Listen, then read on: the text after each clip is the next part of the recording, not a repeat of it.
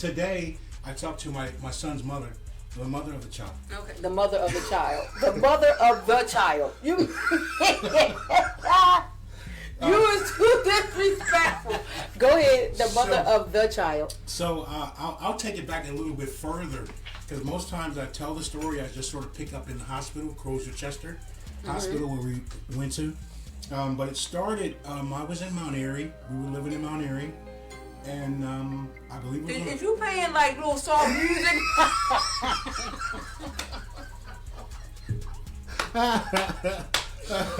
you playing soft music? Did that go deep? Like it sounded like it was at a Chinese, like when you go to that little massage parlor in the Chinese place. Go ahead, fool. So we were just in the kitchen talking, and just out of nowhere, the floodgates open, and her water just bust. Okay. While we were talking, so I'm like, Erica, what's wrong? She's like, oh my God, it's happening. It's happening. It's too soon. It's happening. So I get her to the car, wrap her blanket around her. Now I'm in panic mode, and she's from Chester, so I gotta run to her hospital, which is all the way out at Crozer-Chester. So jump in her car, and I'm doing like 100. I mean, I'm running every light. She's like, slow down. I'm like, I got to get you to the hospital, baby. You know, I'm super dad now. I'm like, my son is coming. And we get to the hospital, made it there. And we got to the hospital, I think she was maybe 6 months in. She wasn't far enough along. Okay. So they told us that the baby wasn't going to quite make it. They had a good premonition that the child wasn't going to make it.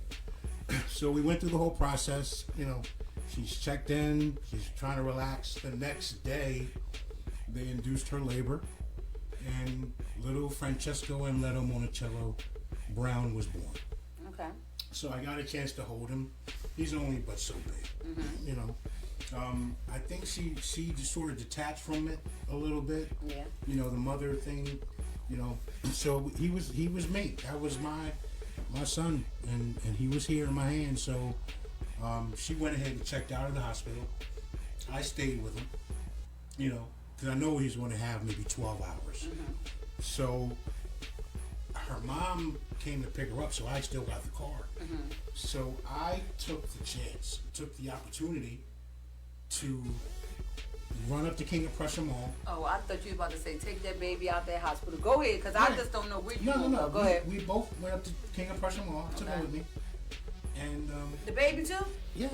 I got him a little outfit. They let you take the baby out the hospital? Yeah. They knew he was, you know, they said, get yours. Just bring him back when you're done. So we went through Kids Foot Locker. I got him a nice sweatsuit. I remember it was like sky blue and white. Some Jordan 12s, the Concords. Got him those. And little baby sunglasses from Sunglass Hut. Tosh, don't laugh. So as we're going through King of Prussia, first level, past the food court, you know, I got this little neck brace on him, so his hair won't tilt. We stopped. I got him some cologne. Now, I named him Francesco Amleto Monticello. First, after my favorite professional bowler, Amleto Monticelli. Second, Francesco Smalto was my favorite cologne. So, I'm getting teary up even telling the story. So, as I'm pushing him around, he's garnering a lot of attention. I got him in a stroller with the little dome thing to block him from the sunlight, because he's a preemie. You don't want the sun to get him. So girls are coming over, because the smell of the cologne is attracting them. I put a little smile on his face. His head is up. We jamming. Oh my God! Look at the baby. Da, da, da, da. And, they want to give him a hug and kiss. I'm like, just let him be. We're just trying to cruise through. I don't know if you're familiar with the mall. We stopped in Build-A-Bear. Okay. We went and Build-A-Bear. I still have this bear today. I put together this. I only had about 20 minutes. Remember, I'm on the clock, so I put this quick bear together. Brown. He had the dark spots. When it's and a happy face, little dark eyes. I tried to make the bear look as much like Francesco as I could in the moment. You trying? I'm trying to get the story out. So I'm looking at the clock. I know that I don't have a lot of time with him, so I'm literally running with the stroller through the mall. I said, you know what? I said, I told Francesco, take the bear. Okay, I never told this story as in detail as I'm telling you right now. I said, take the bear, hold on to it. I put his arms around the bear so he was like a bear hug. Like a bear to the bear hug. That was a nickname, Bear. Okay. Getting back to the car. We're about 8 hours in. Nurse Francine said he got about 12 hours. So we stopped, got gas. I didn't know how much gas was in the car. Erica, her name was. The gas meter thing was broke, so I just I wanted to make sure we wasn't going to break down on the highway. Getting back to the hospital, he's got his bear tucked in. He's holding. I took my time this time. I said I'm not going to drive fast like I did the first time. We took our time, got back to Crozier Chester. All the nurses was like, oh my God, look at him. He's got a nice little sweatsuit. The little Jordan Concord. They just like, yo, how did you come up with this so fast? I'm like, that's my son, okay? That's my son. I'm going to do what I got to do for him, okay? And, we went back to the room and I just talked to him.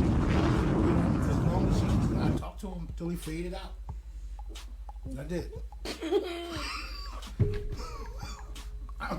I'm so glad this story is so emotional. I never, in 8 years of being on the radio here, Philly Code, I've never told that story in that much detail. Okay? I'm never going into that detail because I've never been allowed to get the story out.